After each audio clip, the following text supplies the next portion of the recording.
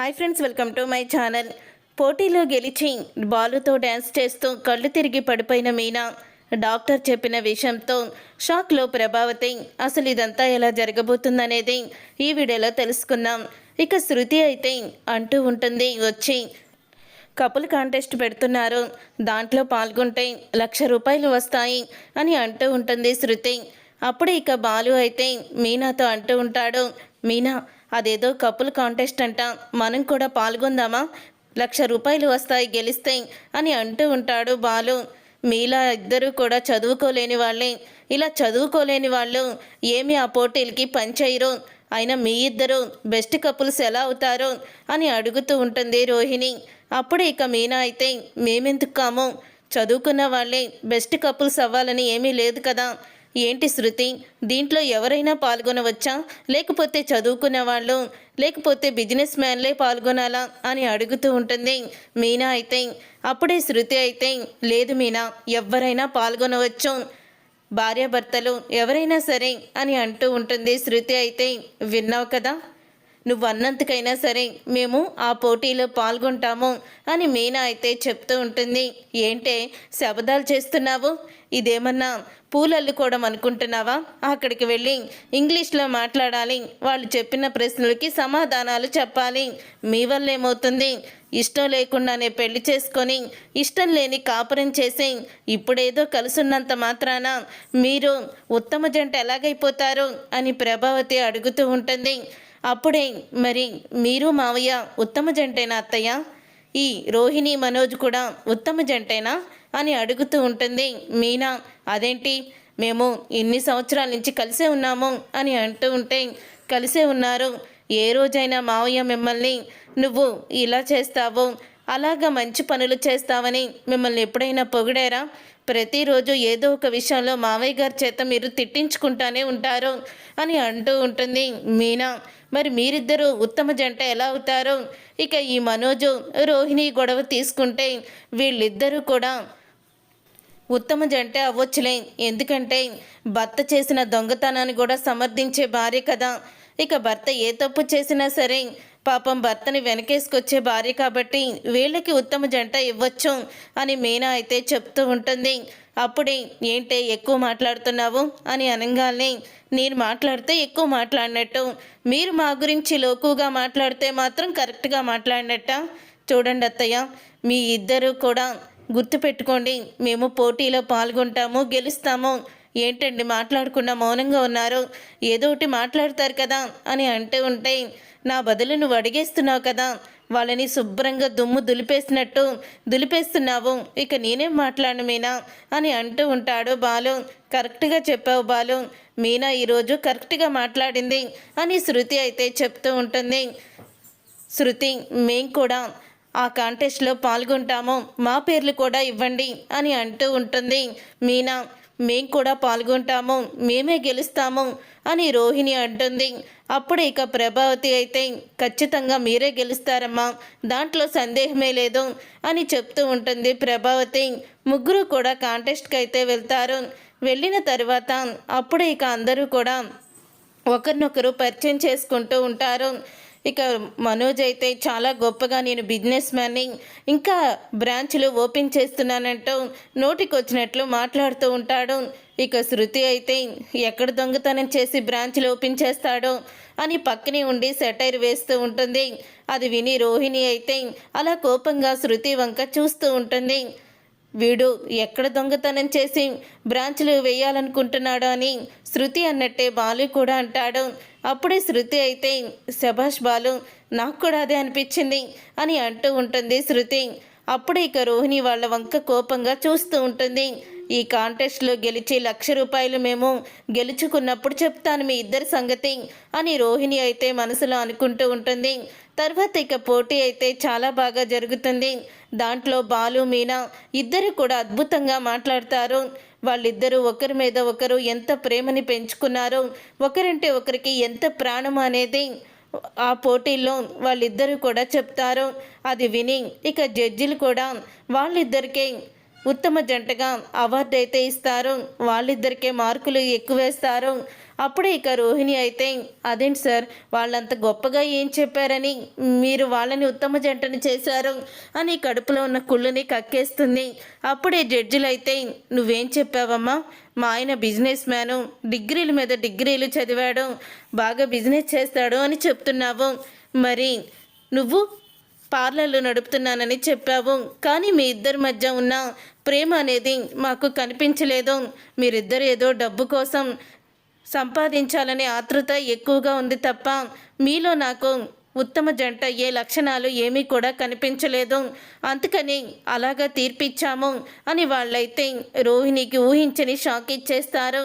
తరువాత ఇక ఉత్తమ జంటగా కపుల్ కాంటెక్స్లో విజయాన్ని పొంది ₹1,00,000 ప్రైజ్ మనీ అయితే గెలుచుకుంటారు బాలు మీనా.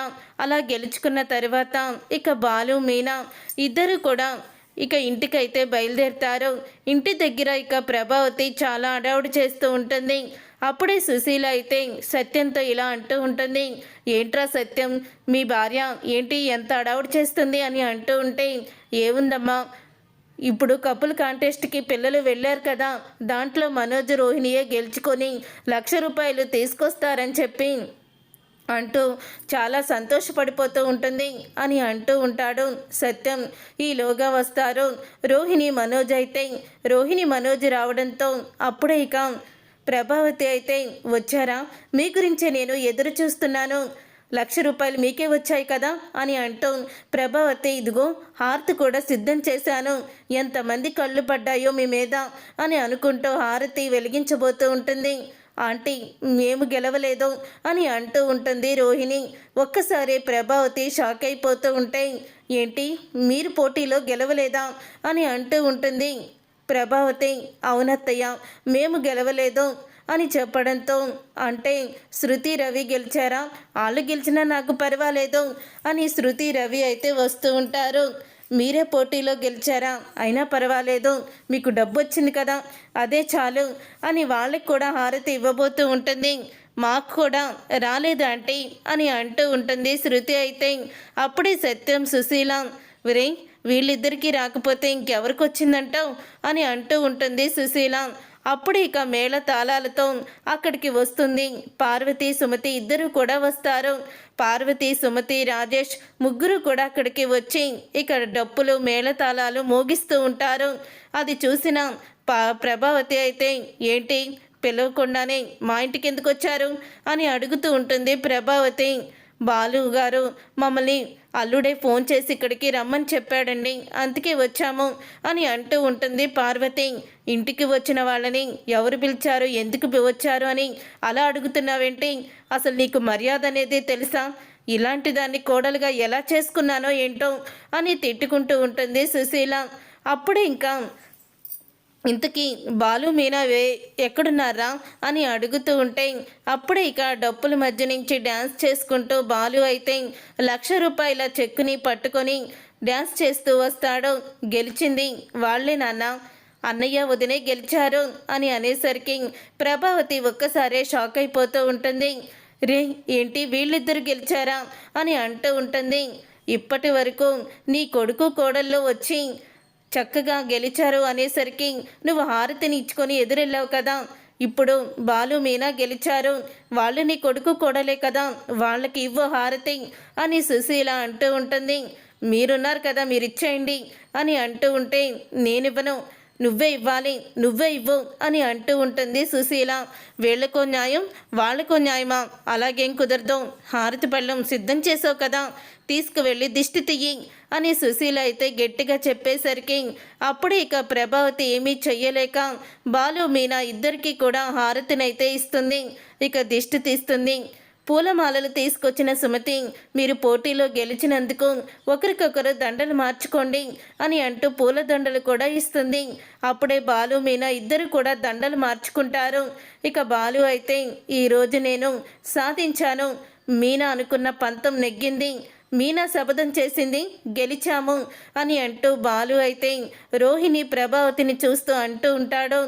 రండి అందరూ సరదాగా డ్యాన్స్ వేద్దామంటూ ఇక రోడ్డు మీద మేళ తాళాలతో డ్యాన్స్ అయితే చేస్తూ ఉంటారు బాలు, మీనా, అలాగే శృతి, సుమతి, రవి అందరూ కూడా అది చూసి రోహిణి, మనోజ్, ప్రభావతి ఇక కుళ్ళుకుంటూ ఉంటారు. అప్పుడే సత్యమైతే చూసారా, మీ కుళ్ళు బుద్ధి కుళ్ళులాగే ఏడ్చింది, మీ స్వార్థం మిమ్మల్ని తినేసింది. కానీ బాలు, మీనా కల్లా కపటం లేని స్వార్థం లేని మనుషులు, ఎప్పుడు దేవుడు అండగా ఉంటాడు వాళ్ళకి అని అంటూ ఉంటాడు సత్యం. కరెక్ట్గా చెప్పావురా అని అంటూ ఉంటుంది సుశీల. అయితే అలా వాళ్ళు డ్యాన్స్ చేస్తూనే సడన్గా మీనా అయితే కళ్ళు తిరిగి పడిపోతుంది. అలా మీనా కళ్ళు తిరిగి పడిపోవడంతో ఓ బాలు అయితే మీనాని పట్టుకుంటాడు. మీనా, మీనా ఏమైంది మీనా అని అడుగుతూ ఉంటాడు. అప్పుడు ఇక మీనా అయితే కళ్ళు తెరవదు. ఇంకా ఇంతలో రవి అయితే అన్నయ్య ఉండు, నేను డాక్టర్కి ఫోన్ చేస్తాను అని వెంటనే రవి అయితే డాక్టర్కి ఫోన్ చేస్తాడు. అప్పుడు ఇక శృతి ఫ్రెండ్ అయితే డాక్టర్ అవడంతో ఆ అమ్మాయి అయితే వస్తుంది. వచ్చిన తర్వాత అప్పుడు ఇక మీనాని చెకప్ అయితే చేస్తారు. చెకప్ చేస్తూ ఉండగానే ప్రభావతి అంటూ ఉంటుంది, కళ్ళు తిరిగినట్టు నటించినట్టుంది, అందరూ దాని మీద జాలి పడాలి కదా అని ప్రభావతి అంటూ ఉంటుంది. అదేంటమ్మా కళ్ళు తిరిగి పడిపోయినట్టు ఎవరు నటిస్తారు అని అడుగుతూ ఉంటుంది పార్వతి. అప్పుడే ఇక ఏంటి నాకే ఎదురు సమాధానం చెప్తున్నావు అని అనగానే అవును మరి ఈవిడ గారు ఒక ప్రైమ్ మినిస్టర్ ఆఫ్ ఇండియా, దీనికి ఎదురు చెప్పకూడదు, కన్న కూతుర్ని అలాగా కన్న తల్లి ముందే మాటలు అంటూ ఉంటే ఏ తల్లి ఒప్పుకుంటుంది అనుకుంటున్నావు అని అంటూ ఉంటుంది సుశీల. కనీసం ఆడదానన్న విషయం కూడా మర్చిపోతున్నావు, అనవసరంగా నిన్ను సత్యాన్ని ఒకటి చేసి తప్పు చేశానేమో అనిపిస్తుంది అని సుశీల అంటూ ఉంటుంది. అవునమ్మా నువ్వు చెప్పింది కూడా కరెక్టే, కుక్కతోకర వంకర అన్నట్టు దీని బుద్ధి ఎప్పుడూ కూడా వంకరగానే ఏడుస్తుంది. ఒక పక్క కోడలు కళ్ళు తిరిగి ఎందుకు పడిపోయిందని టెన్షన్ కూడా లేకుండా నోటికొచ్చినట్లు ఇంకా నటిస్తుందని చెప్తుంది అని అంటూ ఉంటాడు సత్యం. అప్పుడే రోహిణి అయితే అత్తయ్య మీరు కాసేపు కూడా ఊరుకోరా, అక్కర్లేని గొడవలు ఎందుకిప్పుడు అని అంటూ ఉంటుంది రోహిణి. ఇక డాక్టర్ అయితే బయటికి వస్తారు. బయటికి వచ్చిన తర్వాత మీరు కంగారు పడాల్సిన అవసరం ఏమీ లేదు, తను మామూలుగానే కళ్ళు తిరిగి పడిపోయింది, తను చాలా వీక్గా ఉంది అని డాక్టర్ అయితే అంటూ ఉంటుంది. నేను చెప్పానా అని చెప్తూ ఉంటుంది ప్రభావతి. ఏంటమ్మా మామూలుగానే కళ్ళు తిరిగి పడిపోయింది అంటున్నావంటే అని అంటూ ఉంటుంది సుశీల. ఏముందండి, తను వీక్గా ఉండి కళ్ళు తిరిగి పడిపోయిందంటే దానికి కారణం తన కడుపులో ఉన్న బిడ్డ, తను ఇప్పుడు ప్రెగ్నెంట్ అని డాక్టర్ అయితే చెప్తుంది. ఆ మాట విని ఒక్కసారి ప్రభావతి, రోహిణి షాక్ అయిపోతూ ఉంటే మిగతా వాళ్ళందరూ కూడా చాలా ఆనందపడుతూ ఉంటారు. మీనా తల్లి కాబోతుంది, కంగ్రాచ్యులేషన్స్ బాలు అని డాక్టర్ అయితే చెప్తుంది. దాంతో ఇక అందరూ కూడా చాలా సంబరపడిపోతూ ఉంటారు. ఇక ప్రభావతి అయితే షాక్ అయిపోతూ ఉంటుంది. రే సత్యం, నా ఆస్తి మీనాకేరా, నేను అనుకున్నట్టే నాకు ఇష్టమైన మనవరాలకే నేను ఆస్తిని ఇవ్వబోతున్నాను, ముందుగా నా ఇంటికి వారసుని మీనానే ఇస్తుంది అని అంటూ షాక్ అయ్యి చెప్తూ ఉంటుంది సుశీల. ఇక బాలు అందరూ కూడా చాలా ఆనందపడుతూ స్వీట్స్ అయితే ఒకరికొకరు తినిపించుకుంటూ ఉంటారు. అప్పుడే ఇక రోహిణి అయితే వామ్మో ఈ మీనా ప్రెగ్నెంట్ అయిందంటే ఇక నా పని అయిపోయినట్టే, ఈ మీనా ఇప్పుడు ప్రెగ్నెంట్ అయ్యింది, ఇప్పుడు నువ్వు ప్రెగ్నెంట్ అవ్వలేదు అని మా అత్తగారు నన్ను మామూలుగా సాధించదుగా, ఇప్పుడు ఏం చెయ్యాలి అని ఆలోచిస్తూ ఉంటుంది రోహిణి. చూసారుగా ఫ్రెండ్స్, రాబోయే కథలో ఖచ్చితంగా ఇలాగే జరగబోతుంది. మరి ఇలాగే జరగాలని మీరైతే కోరుకుంటున్నారా? అయితే వీడియోని తప్పకుండా లైక్ చేసి ఛానల్ని సబ్స్క్రైబ్ చేసుకొని పక్కనే ఉన్న గంట సింబల్పై ఆల్ని క్లిక్ చేయండి. అప్పుడే మేము పెట్టే ప్రతి వీడియో మీరు మిస్ కాకుండా చూసేవచ్చు.